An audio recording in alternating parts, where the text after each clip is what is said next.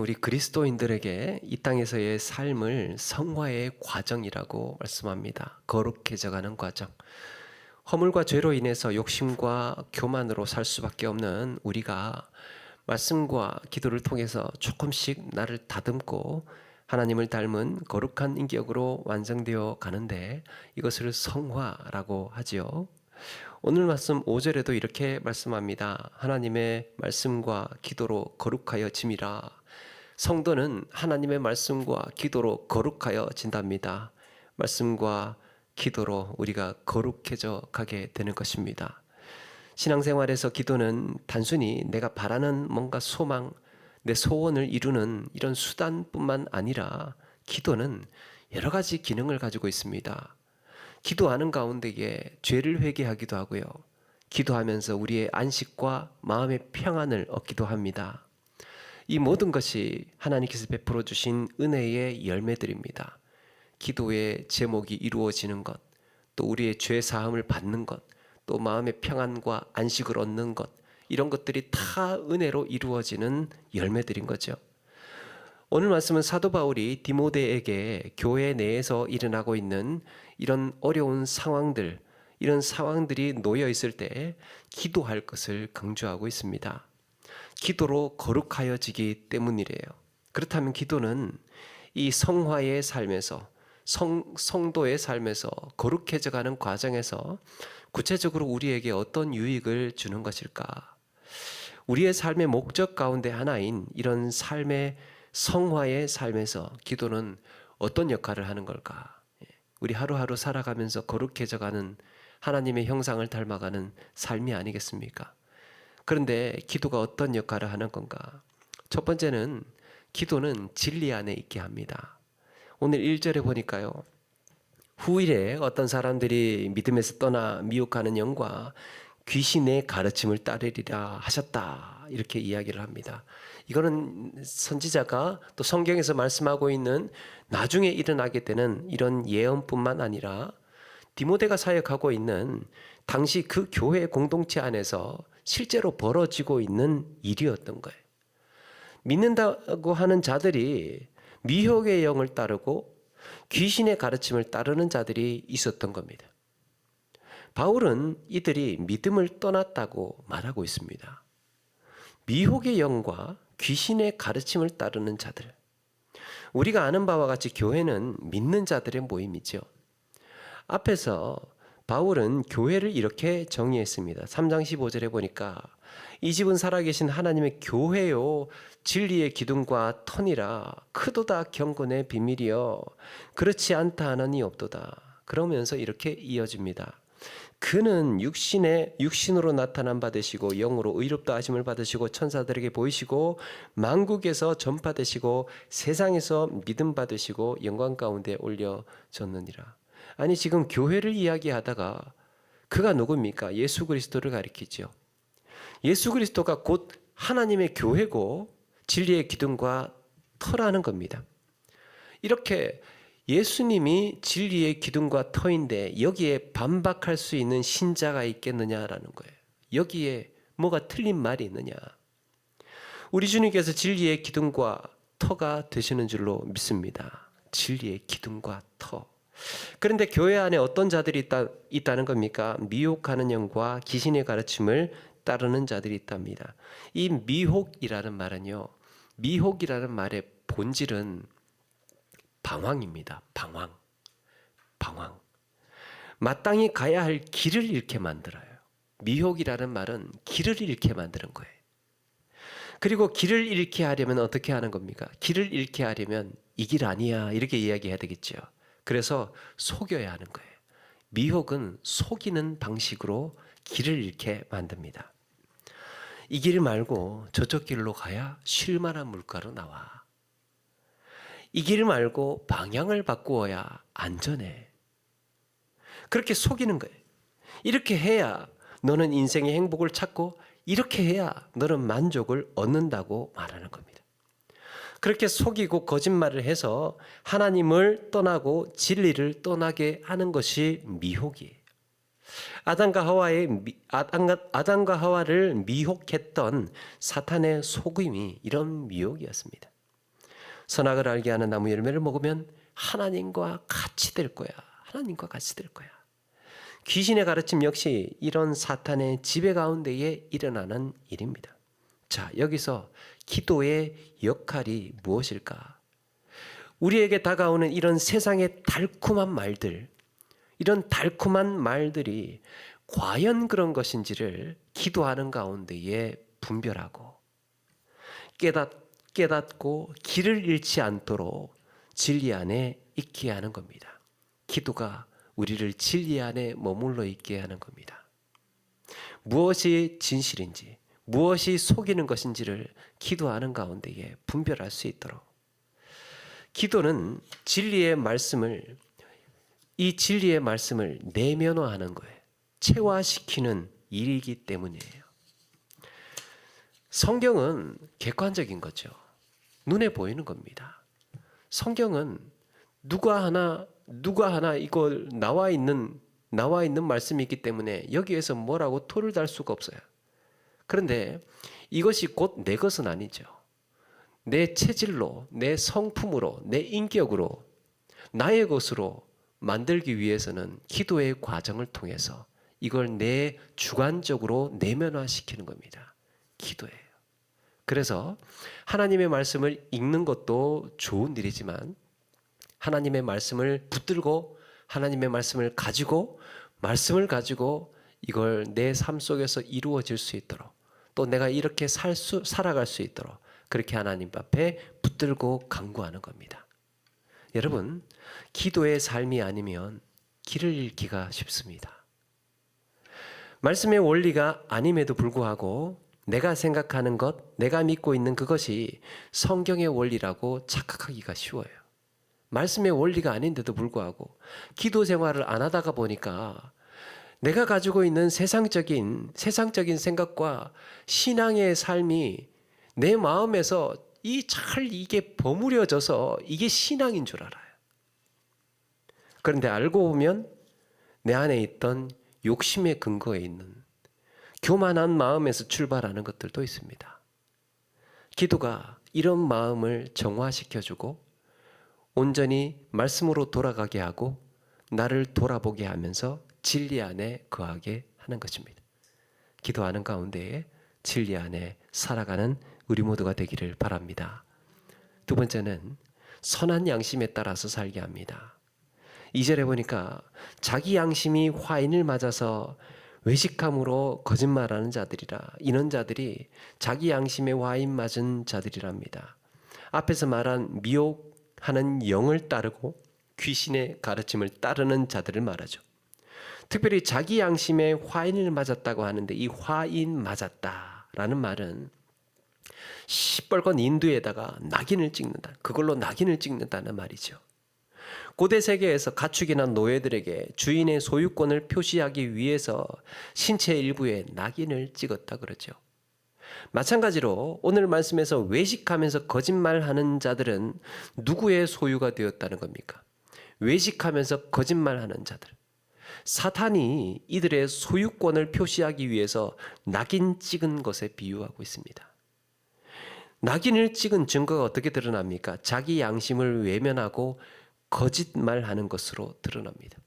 양심을 외면하고 거짓말하는 것으로. 그런데 이 외식이라는 말을 외식함으로 거짓말을 한다고 그러죠.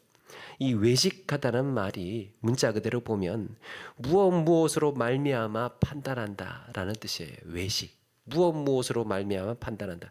뭘로 판단한다는 겁니까? 겉으로 보는 걸로 판단하는 거예요. 그렇게 말하니까 그런 줄 아는 거예요. 겉으로 그렇게 행동하니까 참 저 사람은 저런 사람인 줄로 보이는 겁니다. 뭘로 판단을 하는 거예요? 겉으로 보여지는 것으로. 그래서 겉으로 보이는 친절한 말, 거룩해 보이는 행동으로 보이는 거예요. 그러다 보니까 사람들이 보기에는 야, 저분 참 착해. 저분은 참 경건해. 이렇게 생각을 한다는 거예요. 이걸 외식이래요. 그런데 이 외식이라는 말은 본래 모습을 숨기고 상대방이 잘못 판단하도록 가장한다는 의미에서 왔습니다. 가장한다. 일종의 배우 역할을 하는 거예요. 역할극. 배우처럼 역할극을 하는 겁니다. 저도 오래전에 한때는 이 같은 믿음 생활을 해도요. 제가 어릴 때입니다. 옛날입니다. 믿음 생활을 해도 신앙 생활을 하는 분들을 부정적으로 볼 때가 있었어요. 부정적으로. 저분이 본래 모습은 아닐 텐데 왜 교회만 나오면 저렇게 사람이 바뀔까? 어떻게 저렇게 친절해 보일까? 어떻게 저렇게 좋아 보일까? 저게 본래 모습은 아닐 텐데 그냥 본래대로 하시지. 뭐 이런 생각을 할 때가 있었습니다. 그러니까 지금은 아닙니다. 그래서 이게 다 교인들이 외식하는 것으로 보였어요. 외식하는 것으로. 그렇다면 어쩌면 좋은가? 어쩌란 말인가? 응? 본래 성격대로 말도 함부로 하고 참지도 않고 내 기분대로 하는 게 진실한 내 모습을 보여주라는 말인가? 그래, 나 원래 이런 사람이야. 그러면서 내 감정에 충실하면 된다는 건가? 여러분, 어쩌면 우리의 본성이 이런 포악이 있고요. 이런 분노가 있고 죄악된 마음이 있다 하더라도 얼마든지 선한 말을 하고 거룩한 성도로 살아갈 수 있습니다. 믿으시면 아멘 해 주십시오. 외식하지 않고도 선한 양심을 따라서 살 수 있습니다. 진리의 말씀 앞에 엎드리고 진심 어린 기도를 통해서 나를 돌아보고 내가 이래서는 안 되지. 회개하고 돌이켜 나가는 거예요. 말씀 앞에서 그래, 맞아. 말씀이 맞아. 나는 본래 그렇지 않은데 하나님의 말씀이 맞아. 그래서 내가 거기에 굴복하는 거죠. 기도하는 가운데.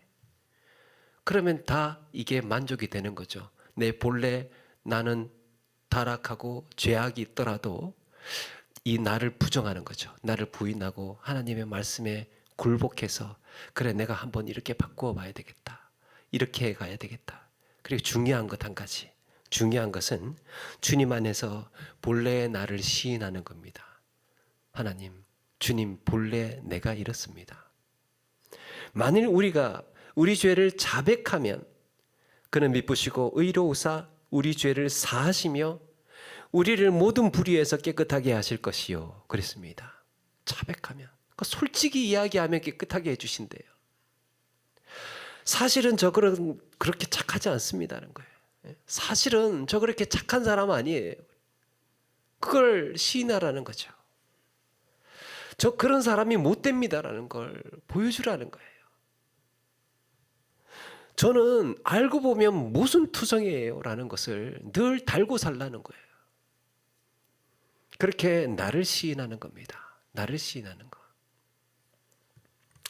그런데 우리 주님께서 이런 내 모습을 자백하고 시인하면 모든 불의에서 깨끗게 하신다고 하셨으니 내가 그 말씀을 믿고 애쓰고 몸부림치는 겁니다. 애쓰고 몸부림치는 겁니다. 지금 내가 이렇게 친절하게 하는 거예요. 지금 내가 선한 말을 분별해서 가려가면서 하는 거예요. 사실은 내가 본성은 그렇지 않은데 말씀에 의지해서 말씀에 순종해서 내가 거기에서 애쓰고 몸부림쳐가는 과정입니다. 여러분, 이렇게 자기를 인정하고 시인할 수 있다면 내가 하는 모든 말과 내가 하는 모든 행동은요, 선한 양심에 따른다고 할 수 있습니다. 양심에 따라서 하는 거예요. 내 본심은 그렇지 못하지만 말씀을 따라서 성령을 따라서 행하고 있으니 이거는 자랑거리도 아닌 거예요. 열심히 뭔가를 내가 선한 일을 잘했어요. 내가 한번 크게 하나님 앞에 섬기고 헌신하는 것을 했습니다. 그런데 그건 자랑거리가 아니에요. 왜 그렇습니까? 선한 양심을 따라서 한 행동이기 때문에, 순종해서 하는 행동이기 때문에 그것은 내 자랑이 아니고 주님을 따랐던 것뿐이에요. 그래서 은혜라고 말하는 거죠. 사랑하는 여러분, 기도를 통해서 이런 삶을 훈련하고 연습해가는 겁니다. 기도를 통해서 하루하루가 그렇게 지날수록 이런 선한 양심을 따라서 거룩해져가는 우리 모두가 되시기를 바랍니다. 세 번째, 기도는 세상을 선한 눈으로 보게 합니다. 선한 눈으로 보게 해요. 오늘 말씀 3절에 보니까요, 혼인을 금하고 어떤 음식물은 먹지 말라 할 터이나 음식물은 하나님이 지으신 바니라고 했습니다. 이게 약간 모호한데요. 표준 세번역에 이렇게 말씀합니다. 이런 자들은 혼인을 금하고 어떤 음식물을 먹지 말라고 할 것입니다. 그러니까 양심에 화인 맞은 자들, 그런 사람들은 외식함으로 거짓말하는 자들은 어떻게 가르친다는 겁니까? 결혼하지 말라고. 결혼하지 말라. 타락한 인간들이나 하는 일이라고 그렇게 가르친다는 거예요. 이거 먹으면 안 돼. 이거 먹으면 안 돼. 죄 짓는 거야, 그거. 뭐 그렇게 하면서 금욕을 강요했다는 거예요. 여러분, 초대교회 당시에는 헬라 철학이라는 것이 교회에 스며들어와서 성경의 원리와 헬라 철학이 교묘하게 이게 적셔져서 매우 큰 혼란을 일으켰습니다. 그래서 두 가지의 양극단이 나타났는데요. 하나는 금욕주의. 육신은 부패했고 영혼만 거룩하다는. 그래서 하루빨리 육신의 감옥을 벗어나기를 가르쳤습니다. 이 금욕주의자들. 또 한편으로는 이제 구원받았으니 마음 가는 대로 살아도 좋다네요. 자유방임주의예요. 극단적으로 금욕을 하거나 아니면 극단적으로 네 마음대로 살아라라는 거죠. 특별히 여기서 사도 바울이 말하고 있는 것은 금욕주의자들을 염두에 둔 말씀입니다. 음식물은 하나님이 지으신 바니 믿는 자들과 진리를 아는 자들이 감사함으로 받을 것이니라. 모든 음식은 이거 다 하나님께서 지으신 것이니까 감사함으로 받아라. 여러분, 일단 기본 전제가 무엇입니까? 기본 전제. 세상에 있는 음식은 다 하나님께서 지으신 것들이라는 겁니다. 하나님께서 그 지으신 것을 보시고 보시기에 심히 좋았더라라고 했죠. 그러니까 음식이 문제가 되는 것은 아니라는 것이 전제예요. 우리가 먹는 것은 그게 우리에게 죄를 불러일으키고 그 먹는 것으로 인하여서 우리를 더럽게 만드는 것이 아니라는 겁니다. 더 나아가서 이런 음식뿐만 아니라 4절에도 보니까 하나님이 지으신 모든 것이 다 선하다 그랬습니다. 하나님이 지으신 모든 것이 다 선하대요. 그렇다면 방종주의처럼 마음 가는 대로 먹고 다 해도 또 되는 것일까? 여기에 이제 매우 중요한 역할을 하는 것이 있습니다. 중요한 역할을 하는 것이 내 안에서 나를 지도하고 계시는 성령의 음성, 바로 선한 양심이에요. 사도 바울도 양심을 위하여 묻지 말고 먹으라 그랬습니다. 또 약한 양심을 상하게 하는 것이 곧 그리스도에게 죄를 짓는 것이라고 했습니다. 자, 이것을 분별하는 것은 음식에 있는 것이 아니라 양심에 있다는 겁니다. 지어진 만물 속에 만들어진 하나님이 지어 놓으신 그것이 무엇이든지 선하고 악한 것이 있는 것이 아니고 그것을 사용하고 그것을 이용하는 우리의 마음, 우리의 양심에 있다는 거예요. 여러분, 하나님이 지으신 것 다 선하다 그랬죠. 그렇다면 사람은 어떻습니까? 우리는 세상을 선한 눈으로 바라보아야 하는데 사람을 바라볼 때는 또 어떻게 보아야 된다는 겁니까? 사람이 하는 말을 보면요, 참 때로는 가슴을 찢을 때도 있고 우리의 마음을 찌르는 말들이 마음을 아프게 하고 상처를 줄 때가 많죠. 그런데 어떻게 선하게 받으라는 거예요, 이걸 다. 하나님이 지으신 것 중에서 그 지으신 것을 다 선하게 보라고 했는데, 그럼 하나님이 지으신 것 중에 가장 최고의 작품이 사람인데 사람을 또 선하게 볼 수 있단 말인가? 비폭력 대화의 저자 마샬 로젠버그 박사는 사람이 하는 말은 딱 두 가지랍니다. 사람이 하는 말은 딱 두 가지래요. 두 가지로 보래요. 하나는 요청으로 듣는 것이고 하나는 감사로 듣는 거래요. 무슨 말이든지 간에 요청으로 듣거나 감사로 듣거나, 아니 요청으로 듣거나 부탁으로 듣거나 두 가지랍니다.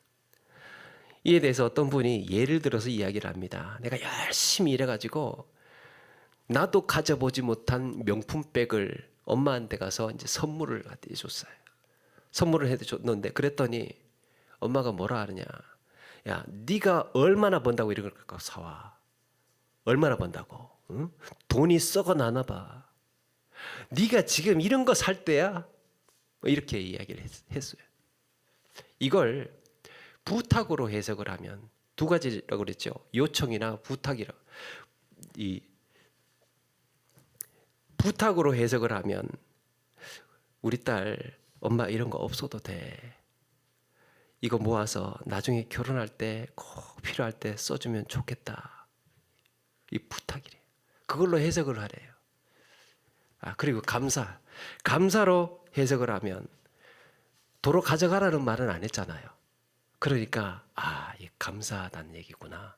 그래서 엄마 잘 쓸게. 이렇게 해석을 하랍니다.